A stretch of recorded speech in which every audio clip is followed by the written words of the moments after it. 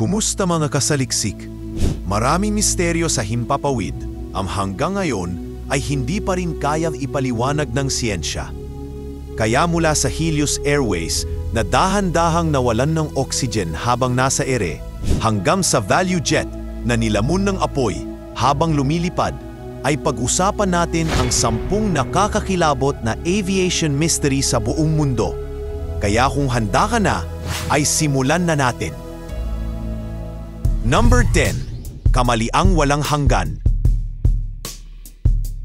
Sa tag-init ng 2005, ang Helios Airways Flight 522 ay umalis mula sa Cyprus patungong Prague. May stopover sana sa Athens, ngunit ilang sandali pa lamang mula sa paglipad, unti-unting nawala ang cabin pressure. Sa hindi inaasahang pangyayari, unti-unting nawala ng malay ang mga piloto at pasahero dahil sa tinatawag na hypoxia o kakulangan ng oxygen sa katawan. Nakakakilabot isipin na ang eroplano ay nagpatuloy sa paglipad sa autopilot mode habang wala ng sinuman ang may kakayahang magpatakbo nito. Matapos maubos ang gasolina, bumagsak ang eroplano sa bundok sa Greece at walang sinuman ang nakaligtas sa 121 na sakay nito. Sa masusing investigasyon, nadiskubre na pressurization system ng eroplano ay nakaset pala sa manual mode, hindi automatic. Isang simpleng setting lamang, ngunit ito ang naging dahilan ng trahedya. Dahil dito, binago ang mga pre-flight procedures para maiwasan ang parehong kapalpakan sa hinaharap. Isang trahedyang nagpapaalala na minsan ang maliliit na pagkakamali ay may napakalaking kabayaran. Number 9. Misyon na hindi na bumalik. Taong 1927 nang subukang gumawa ng kasaysayan ang dalawang French aviators na sina Charles Nungesser at François Colly.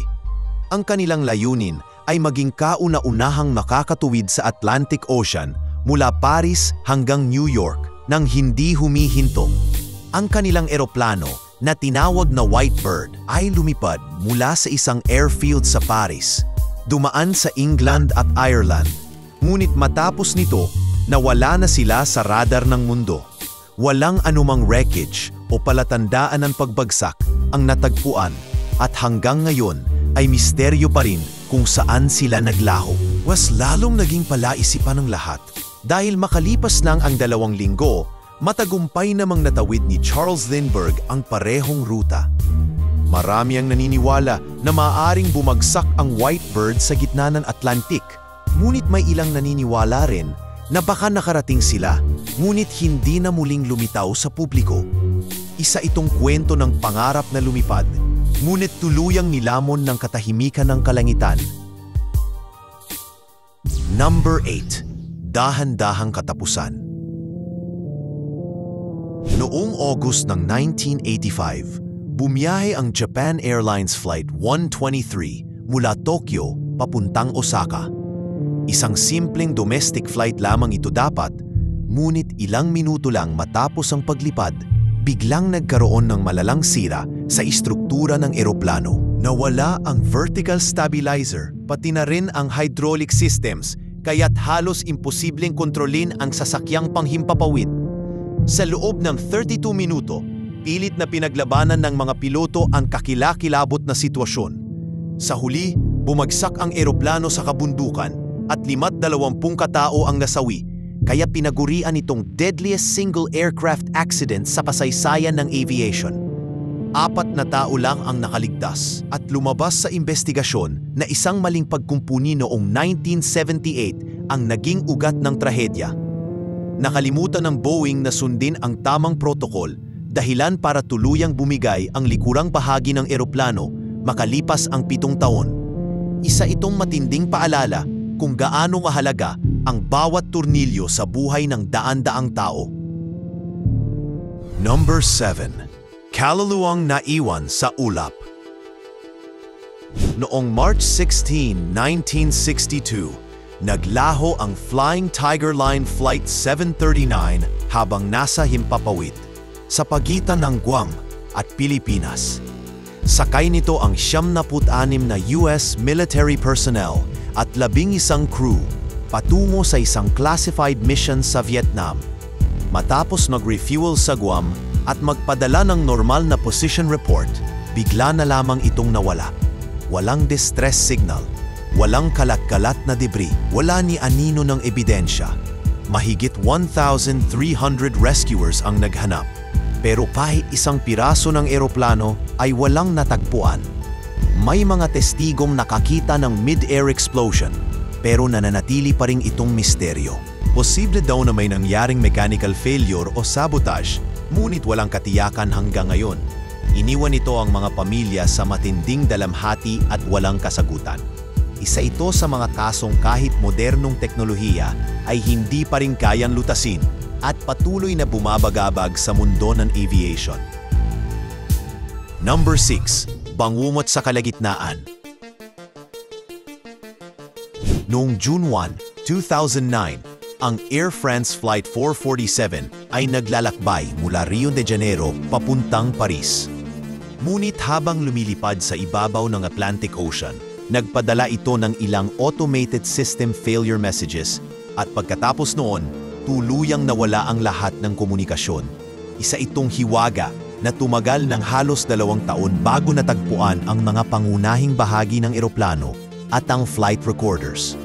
Napatunayan sa data na nagkaroon ng malfunctions dahil sa frozen airspeed sensors dulot ng ice crystals na naging dahilan para mag-off ang autopilot. Sa gitna ng kaguluhan, sinubukan ng mga piloto na kontrolin ang eroplano, pero sa halip na makabawi, lalo nilang pinalala ang anggulo ng flight at nauwi ito sa fatal stall. 228 katao ang nasawi. Matinding batikos ang natanggap ng Air France at Airbus dahil sa kakulangan ng training ng mga piloto para sa ganitong sitwasyon. Isa itong malupit na paalala kung paanong kahit sa modernong panahon, ang kahinaan ng tao sa ilalim ng pressure ay maaring magdala ng trahedya. Number 5. Misteryo ng Red Hijack. December 1977, nang umalis ang Malaysian Airlines Flight 653 mula Penang patungong Kuala Lumpur. Ngunit habang pababa na sa Subang Airport, nagulat ang crew na may hijacker sa loob ng eroplano. Pagkatapos nito, tuluyan nang nawala ang komunikasyon at bumaligtad ang flight hanggang sa bumagsak ito sa isang latian sa Malaysia. Sa cockpit voice recorder, narinig ang kalabog at putok ng baril. Ipinapalagay ng mga investigador na parehong nabaril ang mga piloto, dahilan para mawalan ng kontrol ang eroplano. 100 katao ang nasawi. Hanggang ngayon, wala pa ring malinaw na pagkakakilanlan sa mga hijacker at walang grupong umaako ng responsibilidad. May mga haka-hakang may kaugnayan ito sa Japanese Red Army, ngunit walang matibay na ebidensya. Isa itong misteryong tila sinadyang ilibing kasama ng eroplano at isang trahedyang patuloy na tinatabingan ng katahimikan. Number 4. Ang babaeng nawala sa langit. Si Amelia Earhart, isang pangalan na kinikilala sa buong mundo bilang simbolo ng katapangan ng kababaihan sa larangan ng aviation. Taong 1937 nang subukan niyang lumibot sa buong mundo gamit ang kanyang eroplano. Ngunit habang nasa kalagitnaan ng biyahe mula New Guinea patungong Howland Island, nawala na lamang siya sa radyo. Sa kanyang huling mensahe, sinabi niyang paubos na ang gasolina at hirap silang makita ang isla.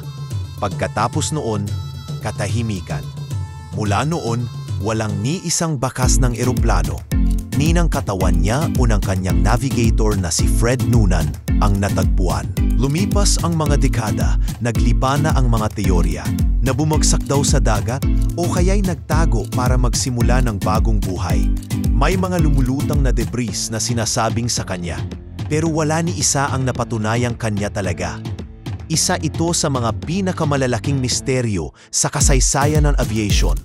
Isang kababaihang sinubukang abutin ng mundo, ngunit sa huli tinakpan ng ulap ng kawalang kasagutan. Number 3. Sumabog sa himpapawid. June of 1985. Isang Boeing 747 ng Air India na may pangalang Emperor Kanishka ang lumipad mula Toronto patungong London. Ngunit habang lumilipad sa ibabaw ng Ireland, bigla na lamang itong sumabog. Lahat ng 329 na nasa loob ng eroplano ay nasawi. Ito ang pinakamarahas na teroristang atake sa kasaysayan ng Canada. Lumabas sa investigasyon na mga extremist na Sikh ang may pakana ng pambobomba. May pangalawang bomba pa sanang puputok sa isa pang flight sa Tokyo, ngunit maaga itong sumabog at pumatay ng 2 baggage handler. Dahil dito, binatikos ang gobyerno ng Canada sa kabiguan nitong pigilan ang plano at sa hindi patas na patrato sa mga pamilya ng mga biktima. Sa bawat paglipad, dala natin ang tiwala sa kaligtasan. Ngunit sa kasong ito, isang ideolohiya ang sumabog at nagpabagsak sa himpapawid. Number 2. Trahedyang walang alerto. May of 2016, bigla na lang nawala ang Egypt Air Flight 804 habang lumilipad mula Paris papuntang Cairo. Walang distress signal, walang babala. Naglaho ito habang papasok sa Egyptian airspace at ilang sandali bago mawala sa radar, tila nawala ng kontrol ang eroplano. Lumiko sa kaliwa, pagkatapos ay biglang lumihis sa kanan bago tuluyang bumagsak sa Mediterranean Sea. Ilang linggo ang lumipas bago natagpuan ng flight recorders. Lumabas na nagkaroon ng sunod-sunod na smoke alert sa lavatory at avionics bay, indikasyon ng sunog sa loob ng eroplano. Bagamat may natagpuang bakas ng eksplosibo sa ilang katawan ng pasahero, hindi pa rin matukoy kung ito ay isang act of terror o simpleng technical na pagkasira. Hanggang ngayon, ang eksaktong dahilan ng pagbagsak ng eroplano ay nananatiling misteryo at isang paalala na kahit gaano ka-advance ang teknolohiya, may mga trahedyang hindi kayang ipaliwanag ng radar. Number 1. Apoy sa kalawakan. May 11/1996, ang ValueJet Flight 592 ay lumipad mula Miami patungong Atlanta. Ngunit hindi pa man ito nakakalayo, nakaramdam na ng usok ang mga pasahero, habang ang mga piloto ay nakaranas ng electrical malfunctions. Sa loob ng ilang minuto, tuluyan nang nawala sa kontrol ang eroplano at bumagsak sa Everglades. Lahat ng 110 na sakay nito ay nasawi. Sa investigasyon, nadiskubre na ang dahilan ng apoy ay mga chemical oxygen generators na mali ang pagkakaimbak sa cargo hold. Hindi ito nakabalot ng maayos, kaya't nag-leak ng oxygen, dahilan para mabilis kumalat ang apoy. Wala ring sapat na fire suppression sa loob ng cargo area.